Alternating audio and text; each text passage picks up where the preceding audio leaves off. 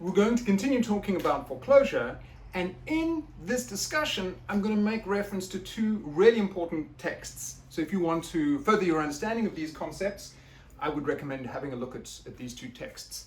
The first is an essay simply entitled Foreclosure, and it's in Russell Grigg's book, Lacan, Language and Philosophy. So that's the first text. And then there's a book I couldn't recommend more highly by my colleague and friend Stijn Vanheule. It's called The Subject of Psychosis. It's one of those books you can read again and again and again. It's got so much richness of explication and detail that you will learn something upon reading a chapter a third or a fourth time. A really definitive account of psychosis from a Lacanian standpoint. A couple of further introductory comments. You could say, what's the stakes? What's this all about? And you may argue, depending on where you've come to Lacan from, that, well, I've looked at him in literary studies. Well, I've looked at him in cultural theory. Well, Derek, you and I have chatted about racism and jouissance in the social sphere. All of that is good. All of that's important. But here we are really very clinically focused. And I think, whether I'm Lacanian or not, it's important to specify exactly what Lacan is attempting to do here. Why is this crucial? This is crucial to make this distinction. Repression on the one hand, foreclosure on the other hand. It's an important distinction because it gives us a differential diagnosis.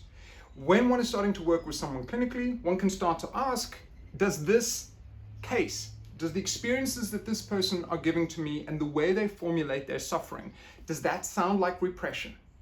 Is it something that is articulated where there's gaps, where there's Freudian slips, where there's misrememberings, where there's errors? Does it sound like there is an operating unconscious here? Or on the other hand, are we having those kinds of the patient that's come, the psychoanalyzant that's coming to the treatment, the nature of their suffering, does that sound more like it is defined by foreclosure? These are two mutually exclusive realms, and in many ways you could say that the definitive psychical operation for neurosis is repression, and the definitive psychical operation that underlies and in fact determines or is definitive of psychosis is foreclosure. That's one of the reasons that this distinction is very important. Furthermore, when we're thinking about foreclosure, we're not trying to just be able to pinpoint one or two or three symptoms. We're trying to say that foreclosure brings with it, there's a kind of structural unity behind diverse symptoms that will all be seen as operating according to the mechanism of foreclosure. So not only are we thinking about a concept, foreclosure, that'll help us differentiate from neurosis and thereby give us a differential diagnosis, we're also trying to be able to utilize a concept that will give some unity, some understanding to a broad variety, a potentially infinite variety of differently realized symptoms that seem to rely on or be defined in some sense by those mechanisms, the crucial mechanism of foreclosure. So we're going to give a few examples. One of the ideas we left off last time is this kind of programmatic statement by Lacan. Whatever is refused in the symbolic via the Werfung, via this type of foreclosure, reappears in the real. I mentioned Russell Grigg. Let's give a couple of comments from Grigg's very useful text. He does a little bit of digging. He tries to explore some of the facets that Lacan is exploring when he comes up with the notion of foreclosure. And he wants to emphasize that when we're talking about foreclosure, we're talking about something that is expelled, foreclosed from the very field of possibilities. And he says, foreclosure refers not to the fact that a speaker makes a statement that declares something impossible, but to the fact that the speaker lacks the very linguistic means for making the statement at all. So what starts to become important here is it's not just that there's little bits and pieces missing from my memory. That sounds more like neurosis. There is, as it were, something more fundamental amiss, a greater type of lack. There is a gap, a fundamental gap, which means that certain questions, certain facets of identity cannot be formulated. That's something we'll come back to, particularly with Stijn Vanheule's book, but that's a crucial way of trying to understand things here. We're not just missing a single signifier, a single word, or a single perception. We're missing something which enables a whole series of operations to do with identity, subjectivity, the ability to engage the desire of others. There's a more fundamental lack that's operative. I've tried to stress that I think Lacan offers something and brings something very important by saying that it reappears in the real. What is the real? Many ways we could try to define that. One could simply say that within the context of this definition, it's something that's radically outside of the subject, radically external to them. And immediately here, that repression, neurosis versus foreclosure, psychosis distinction as a differential diagnostic becomes useful and operative. How so? You could say that the neurotic subject makes a Freudian slip and they feel embarrassed. They are trying to say, cup of tea, and they say, cup of me, and feel embarrassed. It's the story of my life. It's happening all the time. So the slips that one makes, the dreams that one retells, the various forms of parapraxis, the mistakes, the bungled actions, the symptoms, all of those somehow refer back to the subject, and the subject can feel embarrassed, can feel compromised. When that occurs, you could say that we're operating with a kind of operative, unconscious, that's operating within the domain of that subjectivity of the person. They feel embarrassed by their errors. They feel embarrassed by their Freudian slips. On the other hand, when we're dealing with foreclosure and we're dealing with psychosis, it's almost as if the unconscious isn't operating or isn't operating from within the parameters of my subjectivity. Rather, troubling thoughts extrude from the external domain. They're radically outside. They come from the real. So Grigg gives us this nice description. He says, Lacan argues that we have in foreclosure a kind of initial primary expulsion which constitutes a domain that is external to, in the sense of the radically alien or foreign to, the subject and the subject world. Lacan calls this domain the real. So what we're saying then, and it's a helpful distinction, is that the psychotic subject doesn't experience Freudian slips, troubling dreams, symptoms in quite the same way as does the neurotic subject. Rather, the messages of the unconscious come from outside, as in paranoia, presumably the presumption that there's a plot. And also, as in paranoia, we'll go on to explore this in a whole lot more detail, there's never a sense that I might be somehow partly to blame, or that I might be somehow implicated in the things I see outside me. No, they're radically external. They're outside of me. Or you could say, in the case of schizophrenia, you have strange messages from without. And the subject would battle or find it difficult to be able to sense how some of those messages are their own messages. Rather, they come from a radical exterior position. So, just to reiterate again, this reappears in the real seems to me an effective clinical formula for thinking about some of those ideas. I want to make a quick reference now to a description, a very helpful description that Serge Leclerc, the psychoanalyst, offers. Again, we're doing this work of trying to separate and differentiate repression from foreclosure. And this is what Serge Leclerc says.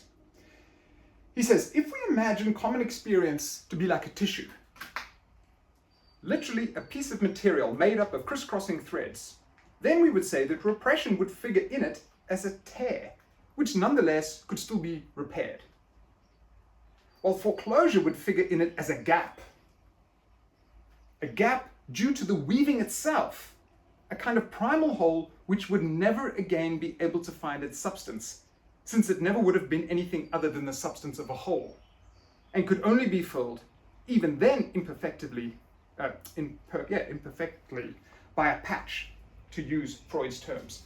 So it's a nice analogy. Repression is, as it were, a break or a tear or a rend in the substance of a tissue, which we can find some way of repairing. When we're dealing with foreclosure, though, there is something that's not there right from the beginning. It's kind of radically not part of the very substance of the thing that we are talking about. Or to reiterate, to be foreclosed is to be expelled from the very field of possibility. Now, it might become useful here to think a little bit about what the heck is this idea of Yoko Ono doing in our discussion? Well, it's a little lame and it's a little bit of a strained connection. But here's another Freudian correlate to the concept. When Freud writes his paper on negation, he's interested in negation as a concept that will help us understand the unconscious. And the basic, everyday, easy to remember example is, I had a dream, and in the dream was a motor car, but it wasn't the motor car that I saw at a factory. The immediate presence of a negation, says Freud, indicates that maybe the dream work is trying to hide something. In other words, by saying no, you can actually let the unconscious latent thought be spoke because you've offered a negation of it. But what he also wants to be clear about is he says that, let me see if I can find it, there's a lovely footnote where he makes the point. He says that negation is already reliant on the operation of repression. You need repression to be there for there to be a kind of negation. And if that's the case, his presumption is that there is already a primal kind of affirmation. This is why I'm using the Yoko Ono thing. Yoko Ono's example is in this kind of almost life-affirming way of a kind of primary yes. There's a kind of primary yes, which means that there's an acknowledgement and an affirmation of the existence of something. We could then ask, well, what happens if that's not there? And I think that's precisely what we're trying to imagine within foreclosure. If that thing is not there, then there's a whole series of things which are going to be psychological operations that are going to be more difficult to do. Let us now then have a quick point of reference to Stijn Vanheule's book. We'll make a quick quote or two and then we'll follow up with a series of implications. Now, having recommended Stijn's book, let's say that it also does get a little technical at some point, so it's maybe not your first port of call.